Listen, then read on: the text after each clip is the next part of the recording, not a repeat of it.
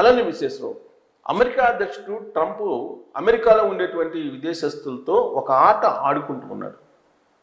తాజాగా బర్త్ పౌరసత్వం అంటే జన్మతగా వచ్చేటువంటి పౌరసత్వం దీన్ని తీసేయాలని చెప్పి ట్రంప్ నిర్ణయం తీసుకుంటే అక్కడ ఉండేటువంటి ఫెడరల్ కోర్టులు నో అని చెప్పాయి.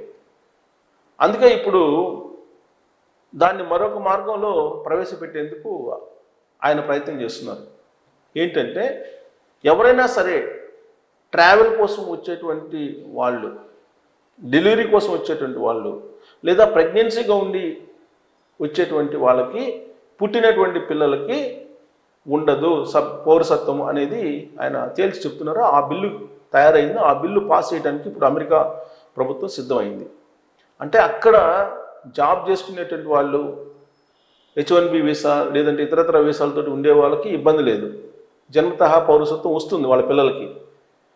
ఎవరికి రాదు అని చెప్తున్నారు ఇప్పుడు తాజాగా ట్రంప్. కేవలం అమెరికా పౌరసత్వం కోసం అమెరికా ట్రావెల్ చేసేటువంటి వాళ్ళు, అలాగే ప్రెగ్నెన్సీ కోసమే అమెరికా వచ్చేటువంటి వాళ్ళు, ఆల్రెడీ ప్రెగ్నెన్సీ ఉండి అమెరికా ప్రయాణం కట్టేటువంటి వాళ్ళు, వీళ్ళకి జన్మతహా పౌరసత్వం రాదు అని చెప్పి చెప్తూ ఉన్నాడు ట్రంప్. దీంతోపాటు విదేశస్తులకు సంబంధించిన ఇమ్మిగ్రేషన్ పాలసీలో అనేక మారుస్తున్నాడు.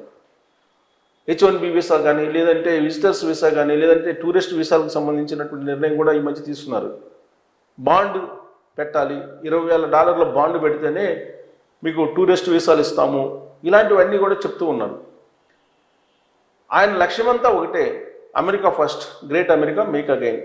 విదేశస్తులు ఎక్కువ ఉండకూడదు, స్థానికులకి ఉద్యోగాలు ఉండాలి. Same KCR policy. కేసీఆర్ ఏది చెప్పారో ఎన్నికల్లో గెలవడానికి అదే చెప్తున్నారు. సరే అవి ఇంప్లిమెంట్ అవుతాయనంటే ఇంప్లిమెంట్ కావు అమెరికాలో.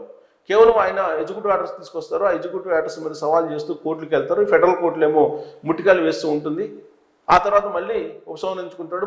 మరొక కోణం నుంచి మళ్ళీ అమలు చేయడానికి సిద్ధపడుతూ ఉంటారు. ఇవన్నీ చూస్తే అమెరికాకి ఈయన ఏదో మేలు చేయాలనుకుంటున్నాడు, కానీ కోర్టులు అడ్డుకుంటున్నాయి అనేటువంటి భావన కలిగేలాగా వ్యవహరిస్తూ ఉన్నారు ట్రంప్. కానీ ఆయన ఎగ్జిక్యూటివ్ ఆర్డర్స్ ఏదైతే ఇచ్చారో అవన్నీ కనుక ఇంప్లిమెంట్ అయినట్టయితే అమెరికా ఈ పాటికి కొలాప్స్ అయ్యి ఉండేది అనేది అక్కడ ఉండేటువంటి పౌరులు భావిస్తూ ఉన్నారు. ఆ మేరకు సర్వే రిపోర్ట్స్ కూడా వచ్చాయి.